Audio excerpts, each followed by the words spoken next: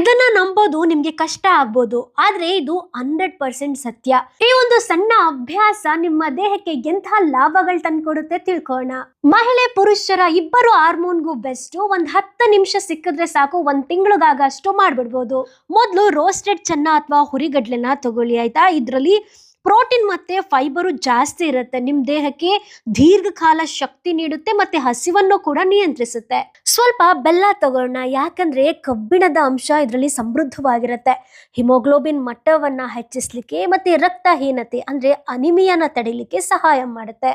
ಸ್ವಲ್ಪ ಎಳ್ಳು ತಗೊಳ್ಳೋಣ, ಇದರಲ್ಲಿ ಕ್ಯಾಲ್ಸಿಯಂ ಮತ್ತೆ ಆರೋಗ್ಯಕರ ಕೊಬ್ಬಿನ ಅಂಶ ಇರುತ್ತೆ. ಇದರಿಂದ ನಿಮ್ಮ ಮೂಳೆಗಳು ಸ್ಟ್ರಾಂಗ್ ಆಗ್ಲಿಕ್ಕೆ ಮತ್ತೆ ನಿಮ್ಮ ಹೃದಯದ ಆರೋಗ್ಯಕ್ಕೂ ಕೂಡ ತುಂಬಾ ಉತ್ತಮ. ಬೆಲ್ಲ ಮತ್ತೆ ಎಳ್ಳು ಪೀರಿಯಡ್ಸ್ ಟೈಮಲ್ಲಿ ಮಹಿಳೆಯರಲ್ಲಿ ಐರನ್ ಅಂಶವನ್ನ ಮತ್ತೆ ಹೆಚ್ಚಿಸ್ಲಿಕ್ಕೆ ಸಹಾಯ ಮಾಡುತ್ತೆ.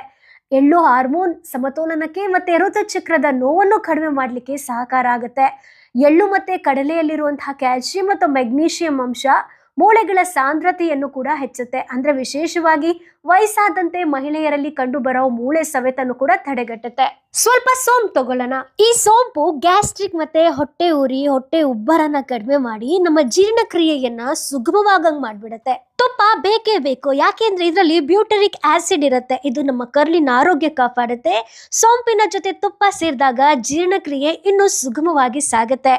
ಎಳ್ಳಿನ ಕ್ಯಾಲ್ಸಿಯಂ ಮತ್ತೆ ತುಪ್ಪದಲ್ಲಿರೋ ಆರೋಗ್ಯಕರ ಕೊಬ್ಬು ಒಂದಾದಾಗ ಕೀಲುಗಳ ಸವೆತ ತಡೆದು ಮೂಳೆಗಳಿಗೆ ಉತ್ತಮ ಬಲ ಕೂಡ ಕೊಡುತ್ತೆ.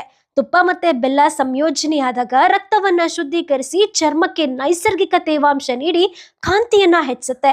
ಸ್ವಲ್ಪ ಬಾಂಡ್ಲಿಗೆ ತುಪ್ಪ ಹಾಕೊಳ್ಳಿ ಆಯ್ತಾ. ಕರ್ಗದ ಮೇಲೆ ಬೆಲ್ಲ ಹಾಕ್ಬಿಟ್ಟು ಚೆನ್ನಾಗಿ ಅದು ಮೆಲ್ಟ್ ಆಗೋವರೆಗೆ ಈ ರೀತಿ ಆರಿಸಿ, ಅದಾದ್ಮೇಲೆ ಹುರಿಗಡ್ಲೆ ಮತ್ತೆ ಏನೇನಿತ್ತು ಪ್ರತಿಯೊಂದನ್ನು ಹಾಕಿ ಒಂದ್ ನಿಮಿಷ ಇಟ್ಟರೆ ಸಾಕು, ರೆಡಿ ಆಗೋಗ್ಬಿಡುತ್ತೆ. ಇದು ನಿಮ್ಮ ಸ್ಕಿನ್ಗೆ ಗ್ಲೋ ತಂದ್ಕೊಡುತ್ತೆ, ಹೇರ್ಗೂ ಒಳ್ಳೇದು, ಇಮ್ಯುನಿಟಿನೂ ಕೂಡ ಬಿಲ್ಡ್ ಮಾಡುತ್ತೆ.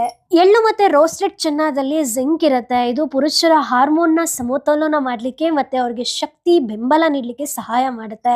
ಎಳ್ಳಲ್ಲಿ ಅನ್ಸ್ಯಾಚುರೇಟೆಡ್ ಫ್ಯಾಟ್ ಇರುತ್ತೆ. ಇದು ಕೊಲೆಸ್ಟ್ರಾಲ್ ಮಟ್ಟವನ್ನ ಸಮತೋಲನದಲ್ಲಿಡ್ಲಿಕ್ಕೆ ಮತ್ತೆ ಹೃದಯದ ಆರೋಗ್ಯವನ್ನ ಕಾಪಾಡಲಿಕ್ಕೆ ಸಹಾಯ ಮಾಡುತ್ತೆ. ಕಡ್ಲೆಯಲ್ಲಿ ಪ್ರೋಟೀನ್ ಇರುತ್ತೆ, ಎಳ್ಳಲ್ಲಿ ಕೊಬ್ಬಿರುತ್ತೆ. ಇದು ನಮ್ಮ ಮಸಲ್ ಬೆಳವಣಿಗೆಗೂ ಕೂಡ ಸಹಾಯ ಮಾಡುತ್ತೆ. ಫಾಸ್ಟ್ ಆಗಿ ಉಂಡೆ ಮಾಡ್ಬೇಕಾಯ್ತಾ, ಬಿಸಿಲಿದ್ದಾಗಲೇ ತುಂಬಾ ಬೇಗ ಗಟ್ಟಿ ಆಗ್ಬಿಡುತ್ತೆ ಇದು. ಇದನ್ನ ಯಾರು ತಿನ್ಬಾರ್ದು ಅಂದ್ರೆ ಕಿಡ್ನಿ ಸ್ಟೋನ್ ಇತ್ತು ಅಂತಂದ್ರೆ ನೀವು ಎಳ್ಳನ್ನ ತೆಗ್ದಾಕ್ಬಿಟ್ಟು ಮಾಡ್ಕೊಳ್ಳಿ ಆಯ್ತಾ. ಶುಗರ್ ಪೇಷಂಟ್ ಇತ್ತು ಅಂತಂದ್ರೆ ನೀವು ಕಡಿಮೆ ಪ್ರಮಾಣದಲ್ಲಿ ತಿನ್ನಿ, ಅದು ನಿಮ್ ಶುಗರ್ ಕಂಟ್ರೋಲ್ ಅಲ್ಲಿ ಇದ್ರೆ ಆಯ್ತಾ. ಡೈಲಿ ಯಾವ್ದಾದ್ರು ಟೈಮ್ ಅಲ್ಲಿ ಒಂದ್ 25 ರಿಂದ 30 ಗ್ರಾಮ್ ತಿನ್ಬೋದು. ವರ್ಕೌಟ್ ಮಾಡೋರು 40 ರಿಂದ 50 ಗ್ರಾಮ್ ತಿನ್ಬೋದು. ಡಯಾಬಿಟಿಕ್ ಇರೋರು ಹೇಳದ್ನಲ್ಲ, ಒಂದು 15 ರಿಂದ 20 ಗ್ರಾಮ್ ತಿನ್ಬೋದು ಕಂಟ್ರೋಲ್ ಅಲ್ಲಿ ಇದ್ರೆ. ಟೀನೇಜ್ ಹುಡುಗಿರು ಕಂಪಲ್ಸರಿ 30-40+ ಮಹಿಳೆಯರು ತಿನ್ಲೇಬೇಕು. ಇಷ್ಟ ಆದ್ರೆ ಲೈಕ್ ಮಾಡಿ, ಸೇವ್ ಮಾಡ್ಕೊಳ್ಳಿ. ಡೌಟ್ ಇದ್ರು ಅಂದ್ರೆ ಕಮೆಂಟ್ ಮಾಡಿ, ಅವಶ್ಯಕತೆ ಇರೋರ್ಗೆಲ್ಲರಿಗೂ ಶೇರ್ ಮಾಡಿ. ಧನ್ಯವಾದಗಳು.